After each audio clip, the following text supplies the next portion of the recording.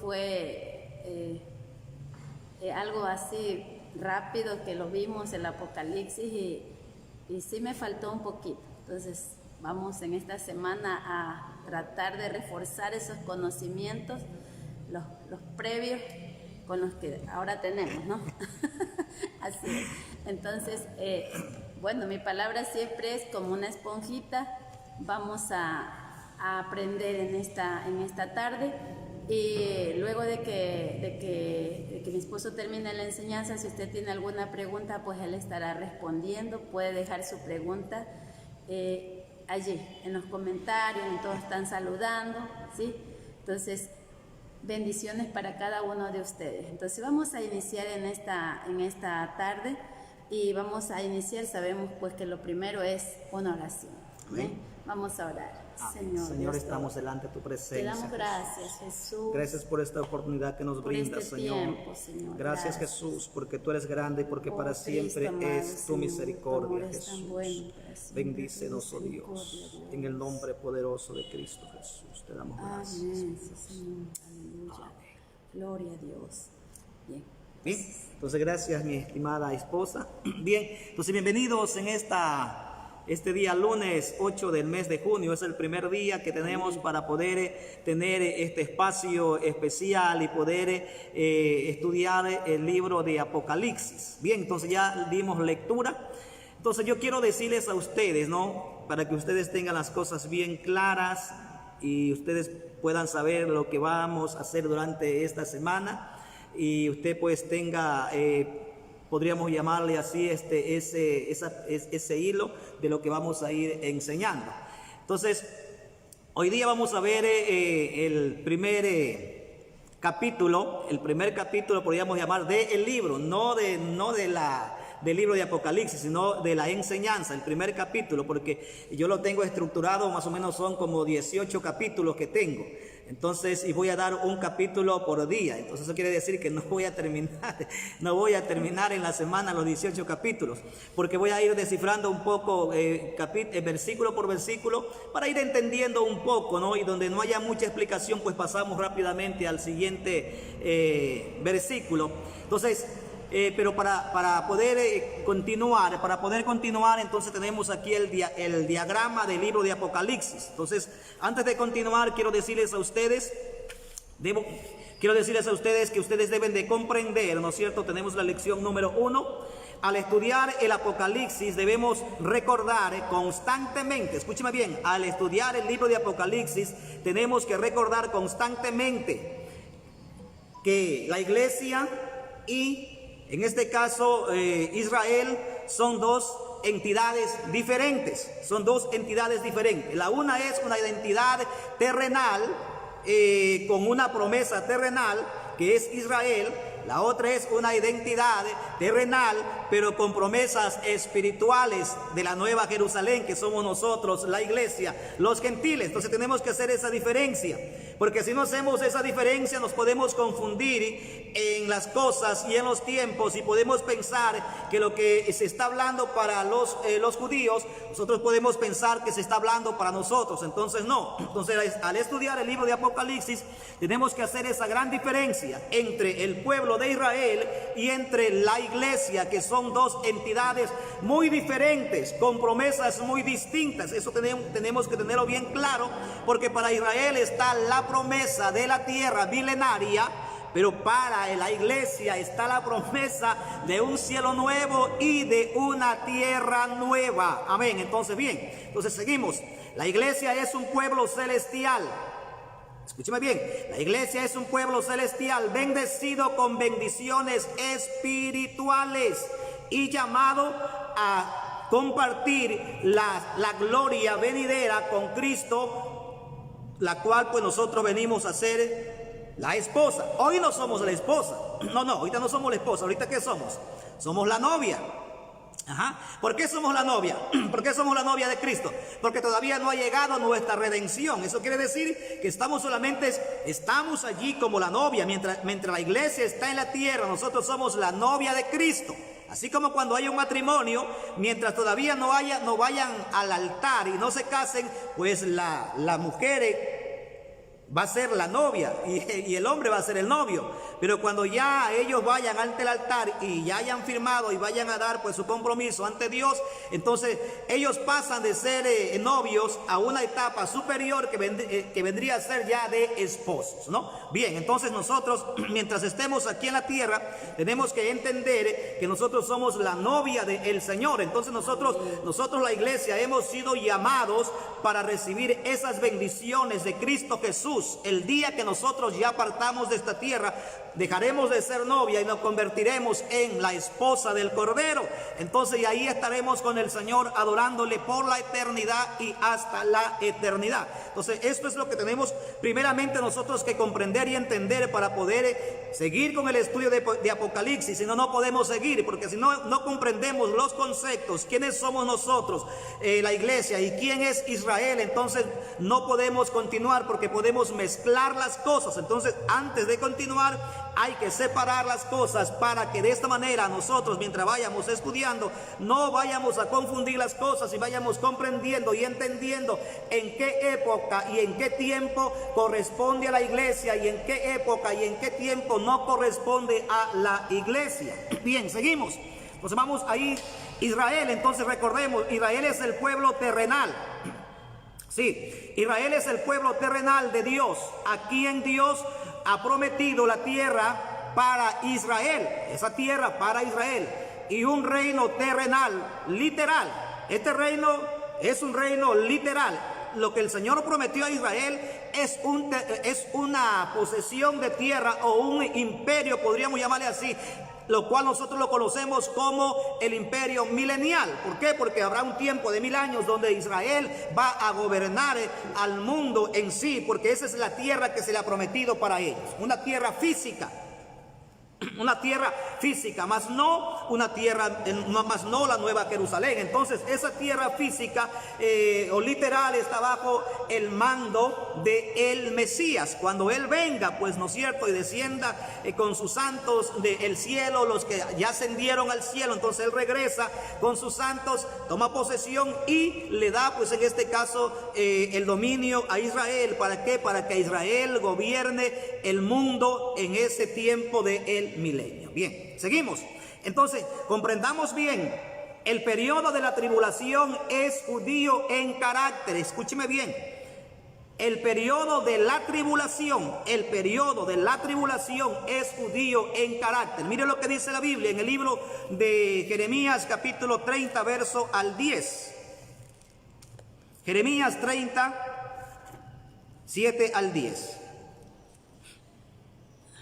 Amén. Jeremías 30 del 7 al 10 dice: cuán grande es aquel día, tanto que no hay otro semejante a él, tiempo de angustia para Jacob, pero de ella será librado.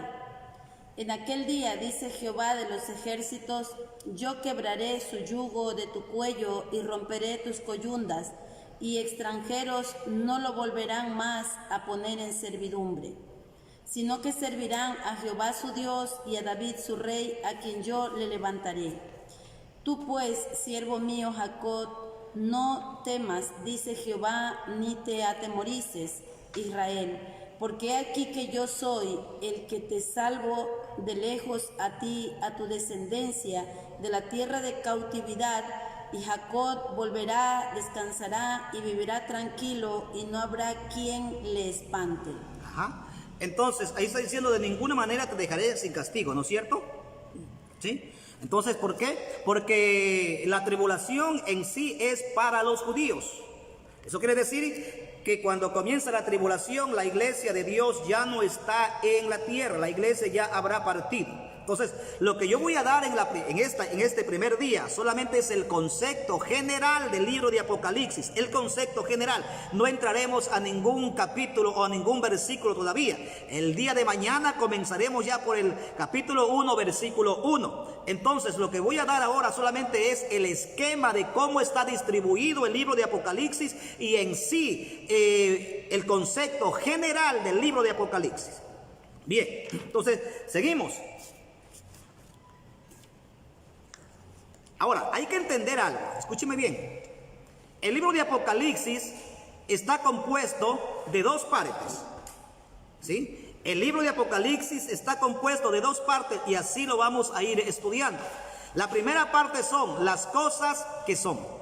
La primera parte del libro de Apocalipsis se divide, el libro de Apocalipsis lo dividimos en dos partes, las cosas que son y las cosas que sucederán después de estas. Eso quiere decir, ¿no es cierto?, que el libro de Apocalipsis hay un tiempo que corresponde a la iglesia, que son las cosas, en este caso, que son.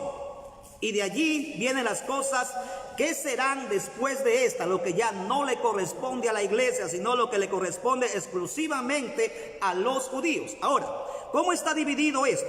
Bien, del capítulo 1 al capítulo 3, del capítulo 1 al capítulo 3, si usted tiene su Biblia, usted puede abrir ahora para que usted vaya dándose cuenta. El capítulo 1 al capítulo 3, desde el 1 al 3, allí están todas las cosas que son de la actualidad, de la actualidad.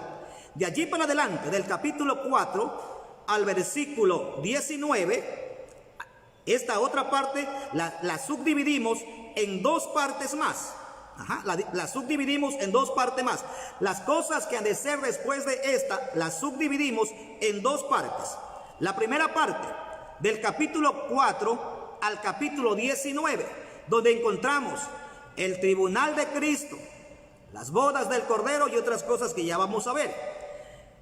De ahí pasamos más adelante al capítulo 20 y el capítulo 22, donde encontramos otra parte más de las cosas que han de ser después de estas. Ahora bien, ¿de dónde comienza las cosas que son? Pues estamos en las cosas que son, ¿sí? Estamos en las cosas que son. Quiere decir que todavía la iglesia de Dios está en vigencia en la tierra. Entonces, del capítulo 1 al capítulo 3, lo que nosotros encontramos es la era de la iglesia en la actualidad, ¿sí? Del capítulo 1 al capítulo 3 encontramos la era de la iglesia en la actualidad. ¿Por qué? Porque allí están escritas las 7 cartas a las 7 iglesias. Eso lo encontramos en el capítulo 2, ¿no es cierto? Recuerde que solamente estoy haciendo el concepto general, no estamos centrados todavía a la materia en sí, es el concepto general para que usted comprenda y entienda cómo está distribuido el libro de Apocalipsis y cómo lo vamos a ir estudiando. Bien, entonces, como estaba diciendo, en las cosas que son, capítulo 1 al capítulo 3, vuelvo a repetir, estamos en ese tiempo. Estamos en el tiempo del capítulo 1 al capítulo 3, que son las cosas que son. Entonces, ahí está la iglesia actual, en la actualidad, donde encontramos en el capítulo 2 las 7 iglesias y de igual manera por las 7 cartas para las 7 iglesias. Ahora, ¿cuál es el fin de este periodo, podríamos llamar así, de la actualidad en la cual nosotros nos encontramos? ¿Cuál es el fin de este periodo? No tenemos comienzo. Podríamos decir que el comienzo es desde que Jesucristo murió en la cruz del Calvario, ¿no es cierto? Resucitó y ascendió a los cielos y encontramos el tiempo de la gracia. Eso quiere decir que las cosas que son se disponen o están dentro de la gracia. Una vez que se termina la gracia, entonces eso quiere decir que también se termina el periodo de las cosas que son. Entonces, ¿cuál es el fin de las cosas que son? Entonces, automáticamente tenemos que ubicarnos que el fin de las cosas que son es el arrebatamiento de los santos.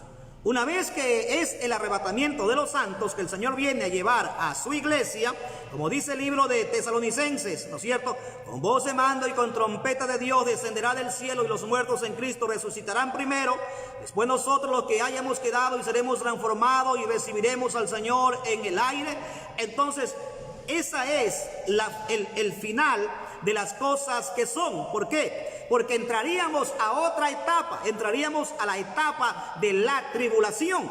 Entonces, quiere decir que el fin de las cosas que son, del capítulo 1 al capítulo 3 de Apocalipsis, termina con el arrebatamiento de la iglesia. Entonces, una vez que el Señor levanta a su iglesia, entra en vigencia otro periodo. el periodo de las cosas que serán después de esta, las cuales están divididas también en dos partes, como ya les expliqué. Bien, entonces, las cosas que son después de esta se dividen en dos periodos. Pero algo que quiero recordarles, queridos hermanos, ¿no es cierto? Algo que quiero recordarles, que la iglesia del Señor no es en este caso pues invitada a las bodas del Cordero. No. Usted dirá, ¿por qué, pastor, la iglesia no es invitada a las bodas del Cordero? Porque ella no puede ser invitada, porque ella es la esposa, pues. ¿Cómo puede la esposa invitarse a sí misma? No, ella es parte de la fiesta, ¿sí? Entonces, la iglesia no es invitada. Los que son invitados, en este caso, pues, serán los ángeles que están en el cielo allí. Ellos serán los invitados. Nosotros, la iglesia, somos la esposa del Cordero, no somos invitados. Nosotros vamos a nuestra fiesta que nos corresponde a nosotros, como en este caso ya la esposa del Cordero. Entonces tenga eso usted bien claro, que la iglesia no es invitada a las bodas del Cordero, porque ella es la esposa del Cordero, en este caso la esposa del Señor Jesucristo, ¿no? Eso para que tengamos bien claro, porque yo parece que he escuchado a algunos que dicen somos invitados a las bodas del Cordero. No, señor, usted no es invitado. Si usted es parte de la iglesia, usted no es invitado, usted es el dueño de la fiesta. Bien, entonces, habíamos subdividido las cosas que son después de esta en dos partes. Capítulo 4 al capítulo 19. Capítulo 4 al capítulo 19 encontramos la otra parte o otro periodo que corresponde después de las cosas que son, después que haya el Señor llevado a su iglesia, automáticamente entramos al siguiente periodo, que son las cosas que son, pero hasta el capítulo 19, 4:19. Bien, ¿qué ocurrirá en este tiempo? ¿Qué es lo que va a ocurrir en este tiempo? Aquí encontramos el tribunal de Cristo. Dice la Biblia, porque todos compareceremos ante el tribunal de Cristo. Por eso está diciendo, hermanos, no se estén juzgando ustedes los unos entre los otros, de que soy mejor, de que yo predico mejor, de que yo enseño mejor, que yo canto mejor. No, señores, no se preocupen en esas cosas, porque la Biblia dice, todos vamos a comparecer ante el tribunal de Cristo, y es el Señor quien va a ver el que ha sido mejor.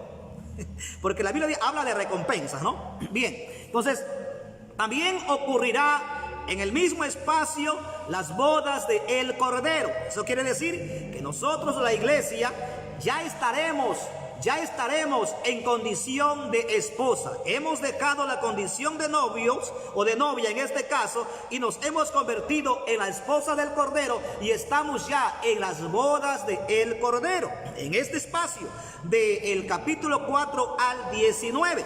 Ahora, ¿qué más ocurrirá en ese espacio?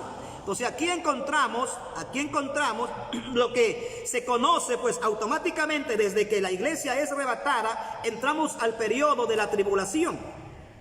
Entramos al periodo de la tribulación. Entonces, este periodo de la tribulación también se subdivide en dos etapas. La primera etapa, que son 3 años y medio, y la otra etapa, que son 3 años y medio más. Entonces, eso quiere decir que 3 años y medio más 3 años y medio, completamos ¿cuánto? Sí. Completamos 7 semanas. ¿Sí, no? Completamos 3 años, quiero decir. Completamos 3 años, lo cual es una semana. No son 7 semanas, es una semana. Esa sería la última semana que corresponde de las 70 semanas que estuvimos hablando pues hace algunos momentos o hace algunos días atrás. Entonces, como queda todavía una semana, ¿no es cierto? Porque recuerde que Daniel habló de 70 semanas. Las 70 semanas, ¿no es cierto?, que se componían de 7, se componían de 62 y que sobraba una semana. Es esta la semana que queda. La última semana que queda es la semana de la tribulación, la cual se compone en 3 años y medio y 3 años y medio. Por lo tanto, completamos allí 7 años, que corresponde a una semana, que sería la última semana de las 70 semanas de las cuales estaba hablando Daniel en el libro de Apocalipsis. Entonces, en el primer periodo de las 7 semanas, que son 3 años y medio y 3 años y medio, en la primera mitad encontramos los sellos que están en el capítulo 6. ¿No es cierto? Ahí encontramos los sellos, que esa es la tribulación. De allí pasamos a la gran tribulación, que son los otros 3 años y medio restantes. Entonces, entramos a la gran tribulación. Después de los 3 años y medio, automáticamente pasamos al otro periodo de la gran tribulación. ¿Por qué se da la gran tribulación? La gran tribulación se da porque en este periodo de la tribulación ya estará en vigencia el anticristo. Ya estará en vigencia el anticristo, ya tendrá en este caso el campo libre para que él pueda, en este caso, su ministerio lo pueda él desarrollar, el anticristo. Entonces, al final de los 3 años y medio,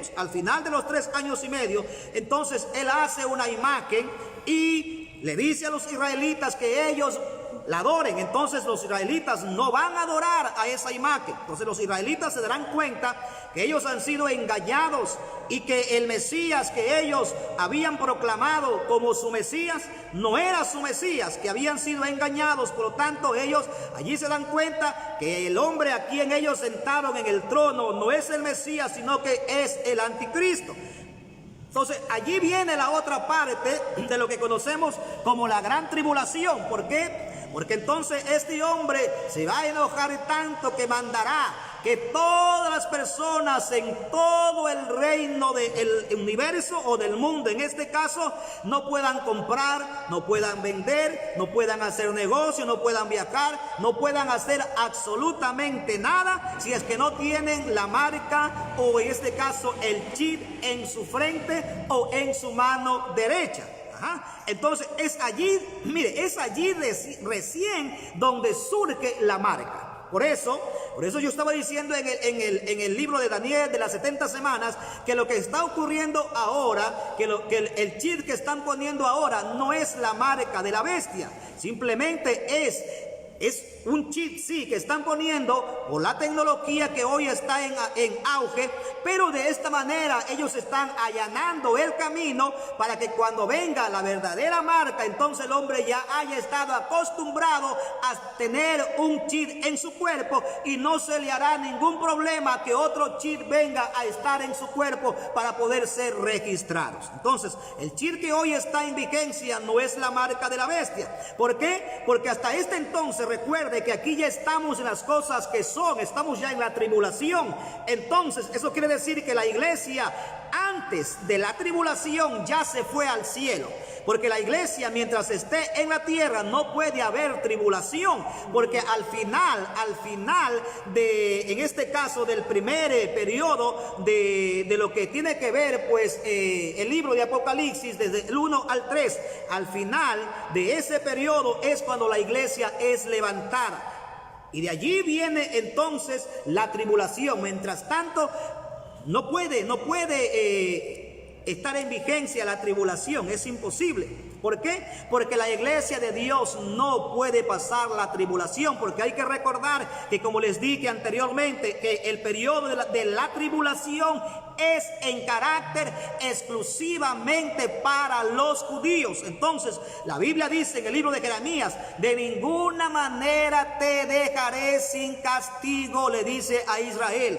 Está diciendo a Israel en el libro de Jeremías 37 al 11, le está diciendo: te voy a castigar, Israel, en tiempo de angustia tú estarás, te voy a castigar, pero te voy a restaurar después. Pero eso quiero decirte, eso sí, que de ninguna manera, Israel, te voy a dejar sin castigo. ¿Para qué es el castigo de la tribulación a Israel? Para que Israel entienda y comprenda que con Dios no se juega. Nosotros no tenemos nada que ver. Nosotros no tenemos nada que ver con la tribulación ni con la gran tribulación, porque nosotros no somos judíos, nosotros somos gentiles.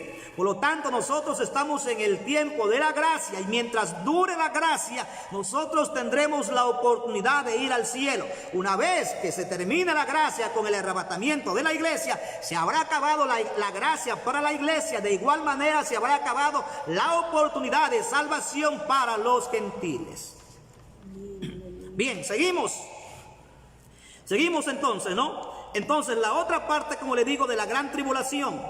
Entonces, esa sigue hasta el capítulo 8, 16 y el 15. Hasta allí encontramos todo lo que tiene que ver con la gran tribulación. ¿Y cuáles son los eventos que están en la gran tribulación? Las trompetas que se van a escuchar, que están anunciando los juicios a la tierra. Entonces, cada una de esas trompetas significa un juicio. Y en cada uno de esos juicios hay cosas específicas que Dios ha determinado para la humanidad que se ha quedado en la tierra, en este caso para los judíos. Pero como habrá gente gentil que no quiso entrar al reino de los cielos, también tendrán que sufrir las consecuencias por no haber creído en el Señor Jesucristo y no haberlo aceptado como su Salvador. Entonces, también vemos las copas que de igual manera son derramadas. Entonces, de igual manera, cada una de estas copas es derramada. Es derramada en diferentes partes de la naturaleza. ¿Para qué? Para que de esta manera también los juicios de Dios se hagan presente y la gente pueda ver y pueda palpar y pueda sentir los juicios que Dios va a estar determinando en ese tiempo, en esa época, para las personas judías. Escúcheme bien, para los judíos. Pero como gentiles habrán en la tierra, también tendrán ellos que sufrir las mismas consecuencias, con la única diferencia que el pueblo gentil no tendrá opción a salvación, mientras que de pronto si algún judío se arrepiente, ellos sí pueden tener opción a salvación. Ahora usted me dirá, ¿por qué, pastor? Porque hay que entender, para que nosotros tengamos bien claras también las cosas, ¿no es cierto? Cuando la segunda venida del Señor, cuando nosotros hablamos de la segunda venida del Señor, debemos entender que la segunda venida del Señor se da no es un solo evento. La venida del Señor, la segunda venida del Señor no es un solo evento, no, es un evento que tiene algunas maneras, en este caso, de realizarse. Por ejemplo, en la segunda venida del Señor, cuando el Señor venga a levantar a su iglesia, aunque Él no va a aparecer físicamente, pero Él tiene que venir a ver a su iglesia, sino ¿cómo puede su iglesia levantarse? Entonces ese sería el principio de la segunda venida. Entonces Él no va a aparecer, pero Él dice la Biblia que estará en las nubes, ¿no es cierto? Y en las nubes estará, y los muertos en Cristo resucitarán primero. Después nosotros, los que hayamos quedado, seremos juntamente arrebatados con el Señor y lo recibiremos al Señor, porque Él estará en las nubes. Quiere decir que ahí comienza que la segunda venida. Esa es la segunda venida, ¿no es cierto? Porque si no, ¿cómo el pueblo se levanta? ¿Cómo se levanta alguien si nadie lo viene a ver? No. Entonces el pueblo tiene que levantarse porque escucha la voz de su creador llamándole. Entonces, cuando Tesalonicenses está diciendo que se escucha, es como una trompeta. No está diciendo que se va a escuchar una trompeta. Lo que está diciendo es como una trompeta que se va a escuchar, pero no es una trompeta, sino es en este caso la voz del maestro llamando ¿a quién? A los que se tienen que levantar. ¿Quién va a escuchar esta voz? No la va a escuchar todo el mundo, solamente va a escuchar esta voz los que se van a levantar con el Señor Jesucristo, y lo que nos iremos con el Señor si es que estamos vivos, solamente nosotros vamos a escuchar esa voz y vamos a escuchar esa trompeta, porque no es una trompeta física la que se va a tocar. La Biblia dice será como una trompeta, pero no es una trompeta. Entonces eso es para que nosotros comprendamos y entendamos que el Señor viene a llevar a su iglesia. Esa sería la segunda venida, quiere decir el principio de la segunda venida. Entonces de allí pasará un tiempo más y otro suceso será cuando el Señor venga,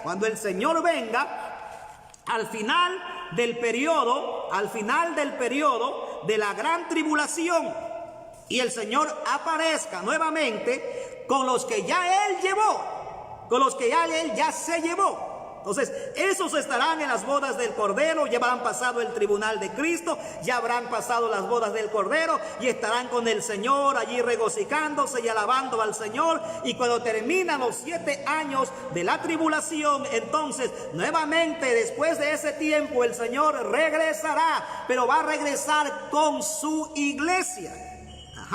Ahí va a regresar con su iglesia. Me gustaría leer en el libro de Apocalipsis capítulo 19, 14. Apocalipsis 19, 14. Entonces el Señor regresará en un caballo blanco y su iglesia también tiene que regresar en caballo. Pues no va a regresar, si el maestro regresa en caballo, sus hijos también tienen que regresar en caballo. Amén. 19, 14. Sí, ¿qué dice? Y los ejércitos celestiales vestidos de lino finísimo, blanco, aleluya, limpio, le seguirán en caballos blancos. Amén, gloria a Dios. Esta es la segunda venida, cuando el Señor viene a la tierra ya a tomar posesión, en este caso, para entrar a la tierra milenaria y en este caso pues destruir al maligno que está haciendo la guerra. Entonces el Señor viene en un caballo blanco, ¿no es cierto? Y sus hijos, nosotros, la iglesia, que hemos sido lavados con la sangre preciosa, oiga, vendremos con una vestidura resplandeciente, igual que la vestidura de nuestro Maestro. ¿Por qué? Porque si Él es santo y nosotros nos hemos santificado, ahora estaremos en la gloria, en la misma magnitud del poder y de la gloria de nuestro Dios, y regresaremos de igual manera cabalgando en caballos blancos, ¿no es cierto? Oiga, qué lindo es el Señor, ¿no? Tenemos caballo, así que no se preocupe mucho. No se preocupe mucho usted por las cosas terrenales, porque nosotros en el cielo tenemos un palacio, un edificio y tenemos un establo. Porque hay caballo, ¿no? Entonces, hay muchas cosas que a veces nosotros no comprendemos y no entendemos, ¿no es cierto? Eso la veremos más adelante, porque el Señor está describiendo el cielo y la tierra como mar y como cristal y cosas así. Eso veremos más adelante para tener un poquito de conocimiento acerca de eso. Eso casi está ya al final del libro. Bien, entonces seguimos, ¿no? Entonces, ahí vemos que el Señor regresa con su iglesia. Entonces, la segunda venida no es un solo suceso. No es un solo suceso. Entonces, por lo menos aquí vemos dos sucesos. ¿No es cierto? La partida de los santos y el regreso del Señor, en este caso con sus santos. Entonces, ¿cómo regresaría el Señor con sus santos si no los vino a ver? ¿No es cierto? Y si Él los vino a ver, entonces quiere decir que esa es una venida, la cual es el principio de la segunda venida. Seguimos entonces, ¿no? Seguimos. Bien, entonces al final, escúcheme bien, al final de estos 7 años que están divididos en 3 años y medio y 3 años y medio, ¿no es cierto? Al final, entonces, el Señor, cuando hay una guerra allí, que están ahí queriendo hacer una guerra y están queriendo pues destruir a Israel, entonces aparece el Señor con sus santos. Quiere decir que ese es el final de la tribulación.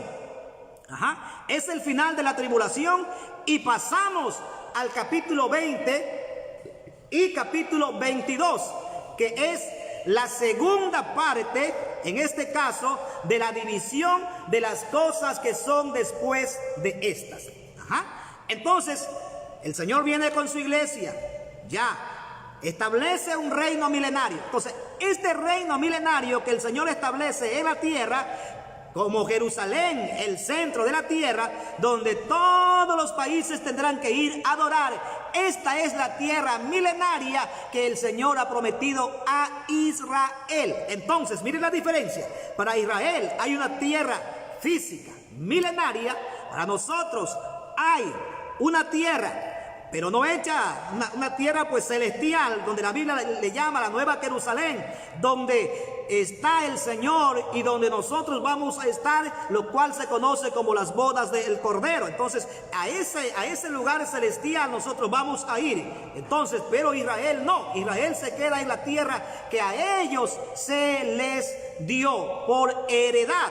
¿Por qué? Porque para ellos hay esta tierra milenaria que el Señor ha prometido. Mire, y aquí es donde la gente se confunde. No queremos hablar mal de las personas.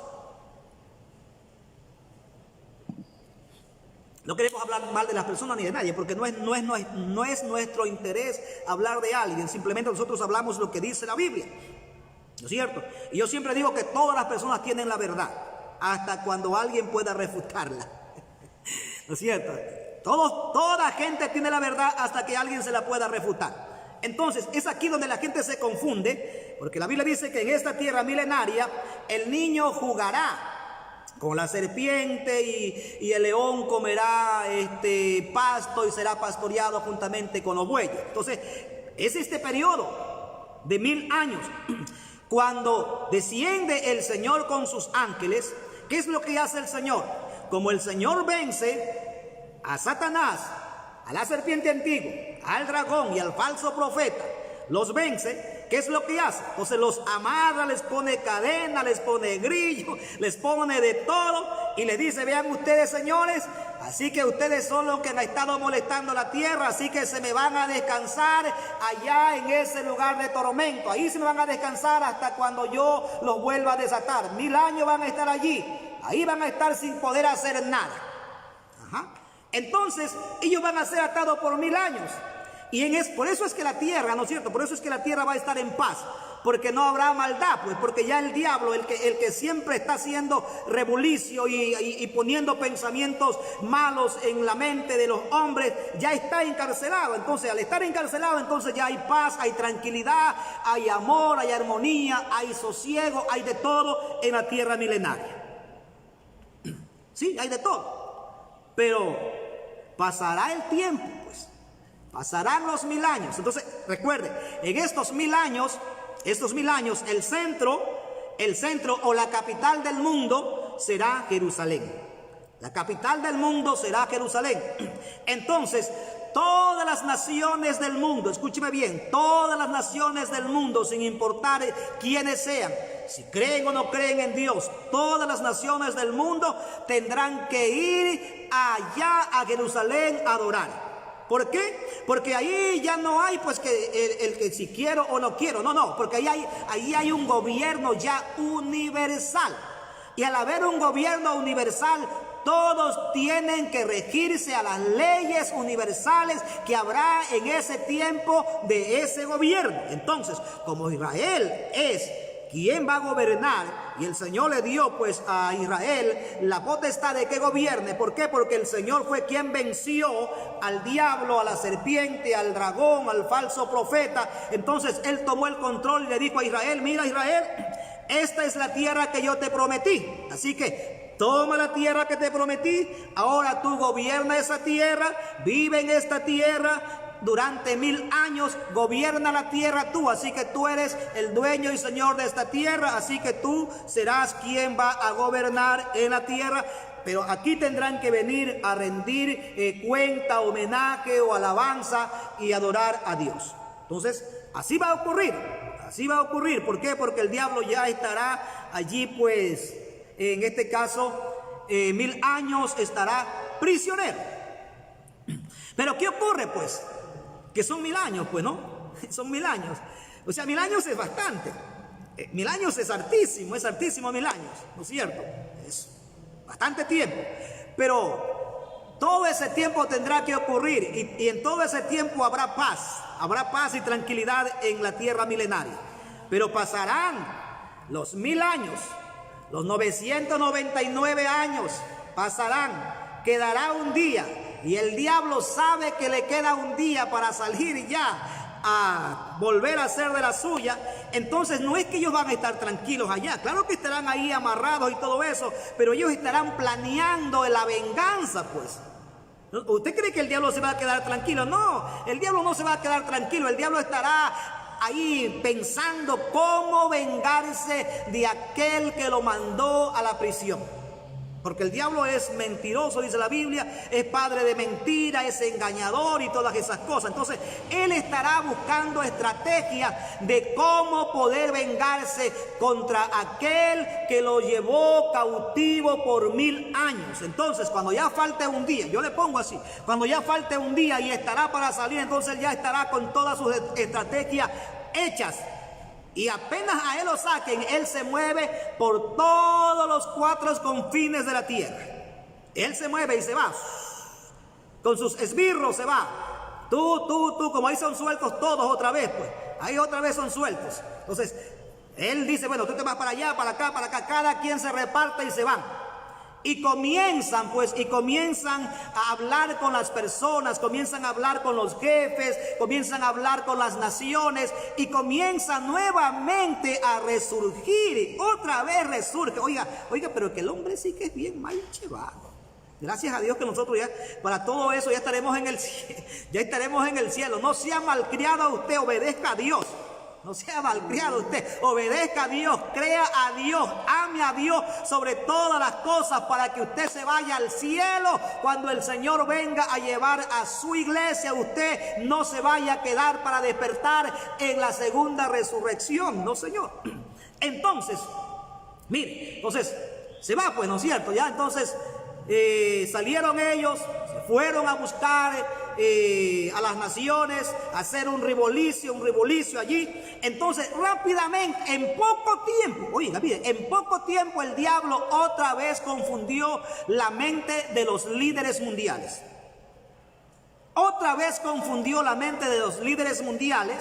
Y todos esos líderes mundiales ahora están preparando la última guerra, la última batalla para destruir de la faz de la tierra a Israel, para destruir también, según ellos, al que está allí, que es el Mesías, destruir todo y quedarse ellos con la tierra.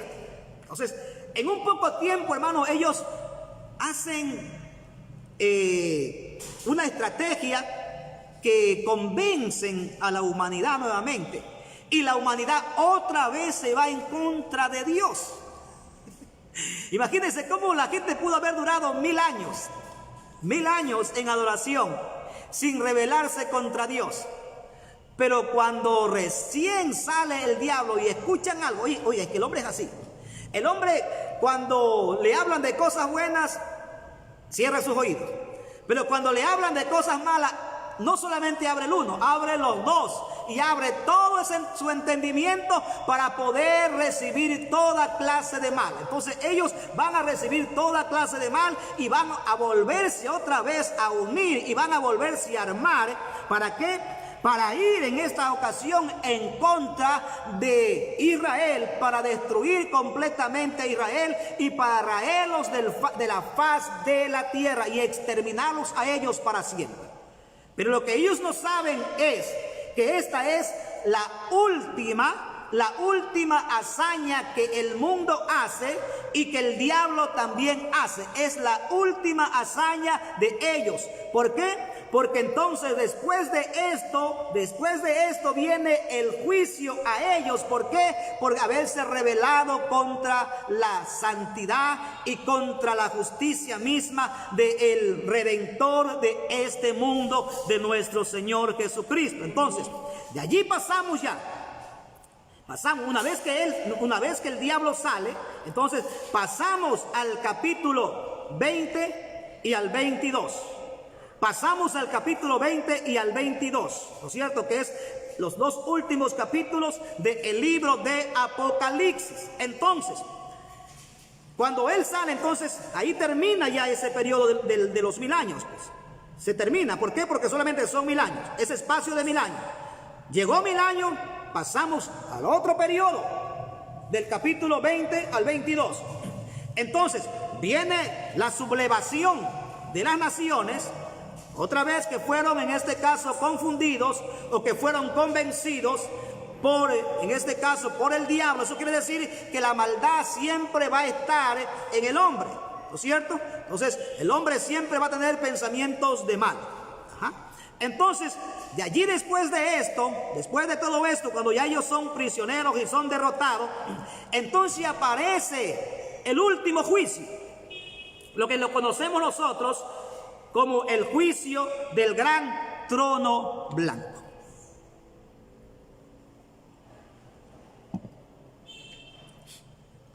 Este es el último juicio. Hay que recordar que el tribunal de Cristo es uno y el juicio ante el gran trono blanco es otro. No nos vayamos a confundir pensando que el tribunal de Cristo es el mismo que el juicio ante el gran trono blanco. No, el tribunal ante Cristo, todos los que están allí son salvos. Se presentan para recibir recompensas.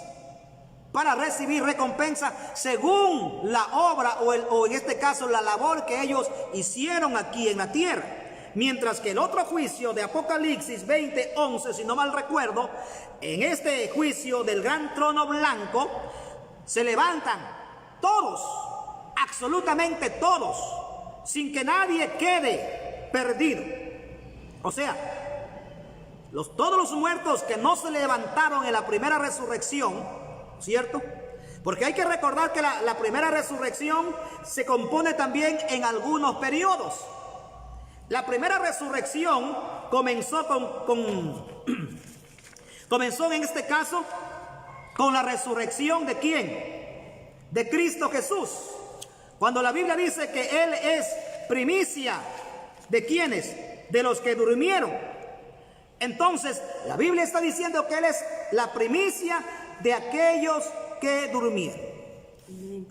Eso quiere decir entonces que la primera resurrección tuvo vigencia cuando Jesús resucitó de entre los muertos. Y recordemos que antes de que Jesús resucite, hubieron otros que resucitaron. ¿Sí se acuerdan? Porque la Biblia dice que cuando se escuchó y se oscureció el cielo, dice que los sepulcros se abrieron y algunos muertos se levantaron y caminaron entre los vivos. Pero esos muertos que resucitaron antes que el Maestro, ¿qué pasó con esos muertos? Volvieron a morir, pues. Ellos no resucitaron para una vida eterna. Ellos resucitaron por el poder que hubo en ese momento y por el estruendo y por el terremoto. Resucitaron. La fuerza los resucitó a ellos. Pero ellos tuvieron que volver a morir. Quiere decir que ellos tienen que volverse a levantar. Tienen que volverse a levantar de entre los muertos. Ahora, ¿quién resucitó y no murió nunca más? ¿Quién fue?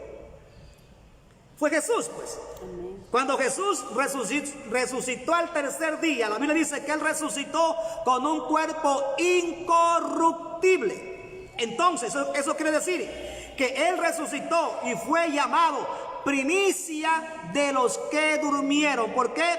Porque Él es el primero de la resurrección. Porque Él no volvió a morir. Entonces, ese es el principio de la primera resurrección. Ese es el principio. De ahí vienen otros periodos de resurrección. En la tribulación, al final de la tribulación, habrán otros que van a resucitar, que también son parte de la primera resurrección. Entonces, pero la primera resurrección termina en la época cuando el Señor, en este caso, viene con su iglesia. Que ahí termina la tribulación, entonces ahí también termina la primera resurrección y de ahí viene la segunda resurrección. Entonces todos los que se levantan en la primera resurrección se levantan para vida eterna con el Señor Jesucristo.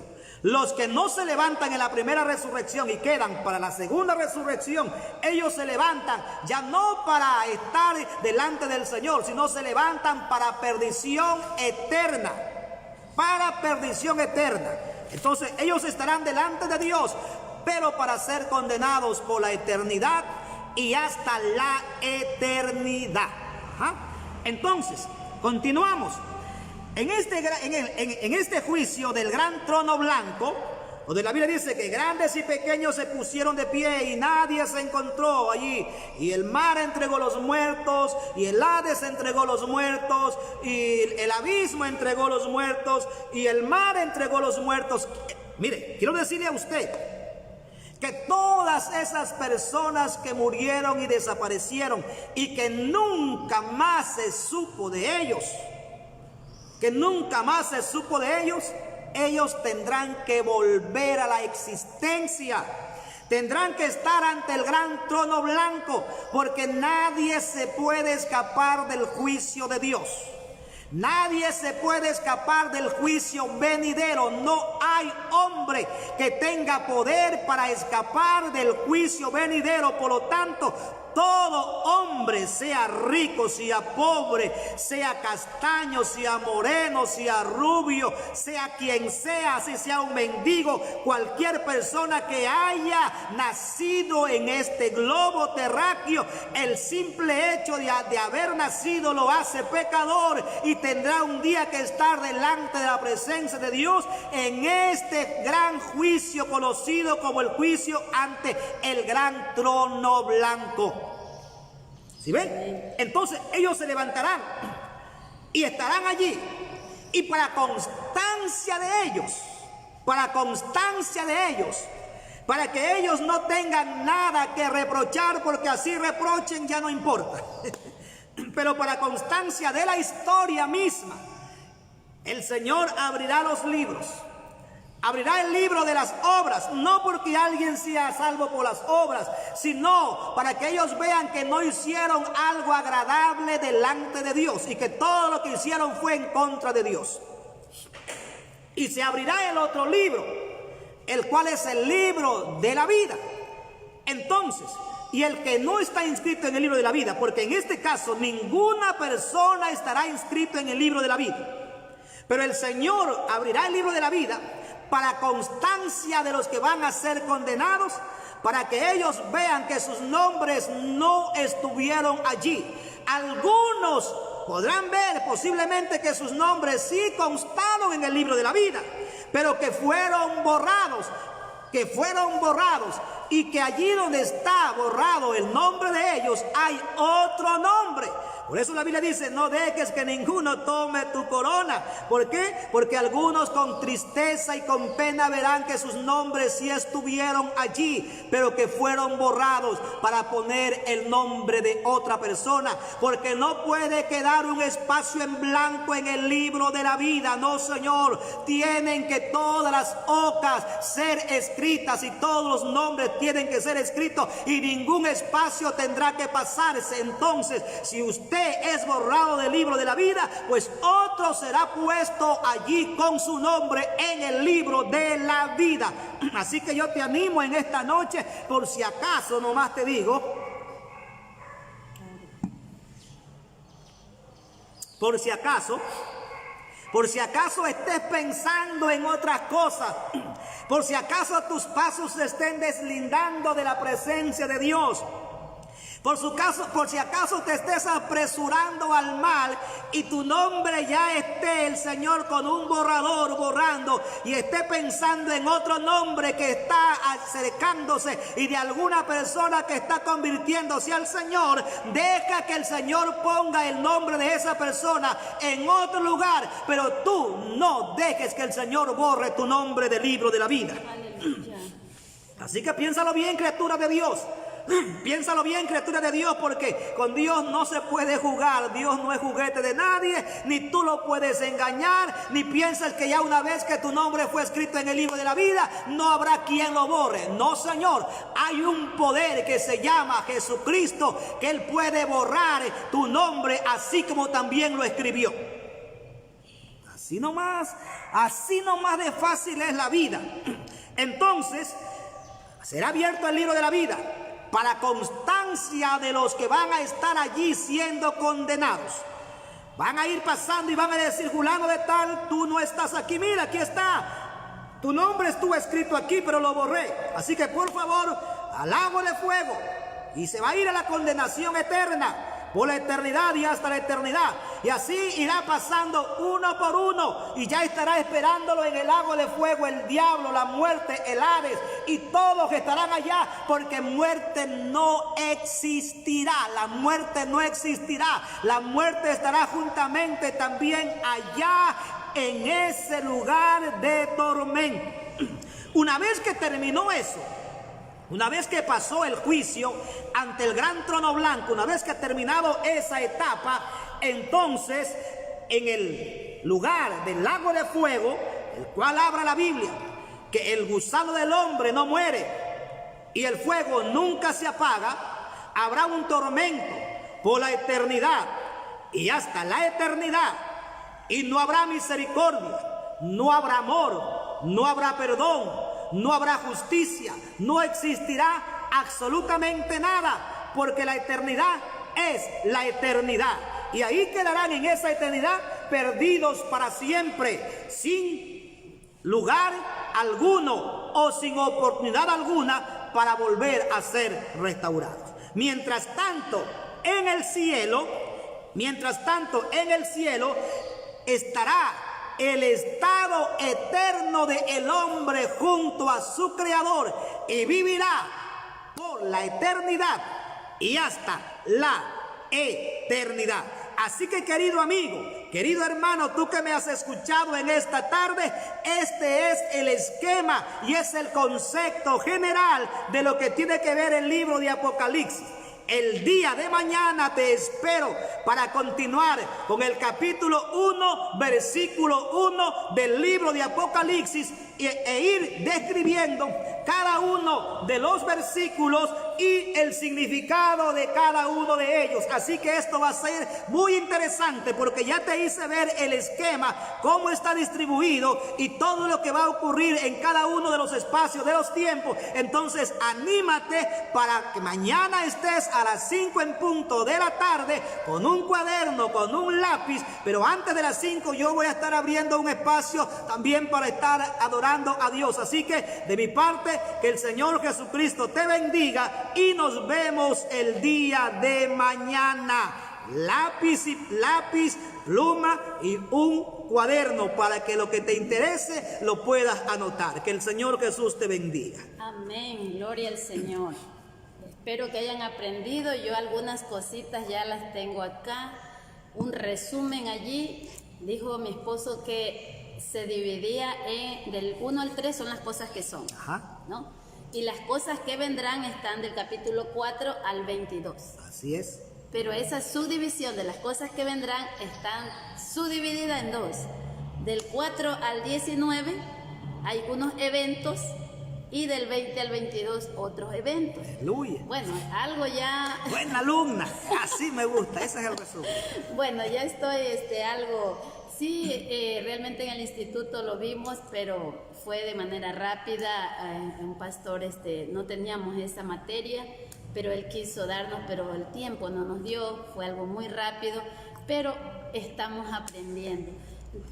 Hoy lo que hemos visto es algo general, amén. Sí. Y mañana ya vamos a entrar en sí en lo que es el capítulo 1, ¿sí? Entonces, a los amigos, veo familias que están en Italia, saludos, querida prima, está Ana María, veo a Saray, a su esposo, unidos, mi amiga de universidad, también Alexandra, muchas bendiciones para ustedes, queridos pastores que se han unido. Estoy seguro que ustedes también quieren aprender más, porque a veces necesitamos enseñar algo, estar seguro de lo que estamos enseñando. Entonces, a los hermanos también de la iglesia y hermanos de otros lugares que se han unido y que tienen el deseo, el interés, mañana los esperamos a esta misma hora, a las 5 de la tarde. Mi esposo estará de 4 a las 5, él ya estará con una música allí para animar.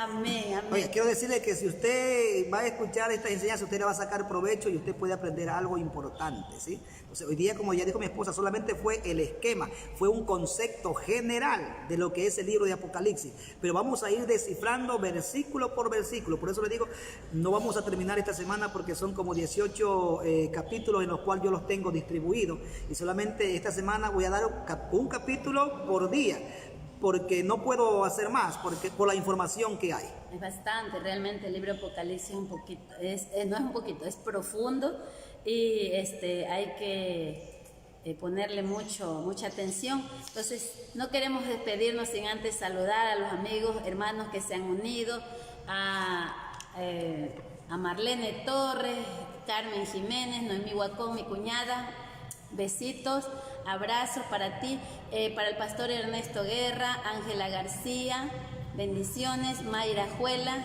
Ana María Macías, Leonela Bustamante, Jackson Correa, Flor Barreto, mi hermana, bendito sea el Señor, hermana Lili Granda, Laura Pérez, Yolanda Márquez, Cristian Díaz, Irina Rivas, Kofi, Angora, Alexandra Orellana, Ingrid Maca, Marianita Mera, mi madre hermosa, Madeline Sosa, Joe Tejada, pastor, bendiciones, Isabel Tejada, Sofía Valdivieso, Catiusca Álvarez, también está el hermano Luis Loja desde allá de Estados Unidos, bendiciones, él era mi alumno en escuela dominical, amén, todavía tengo esos lindos recuerdos, amén, gloria al Señor. Y para todos los hermanos que de una u otra forma se han estado uniendo, muchas bendiciones para cada uno de ustedes. Mañana los esperamos a las 5 de la tarde, amén.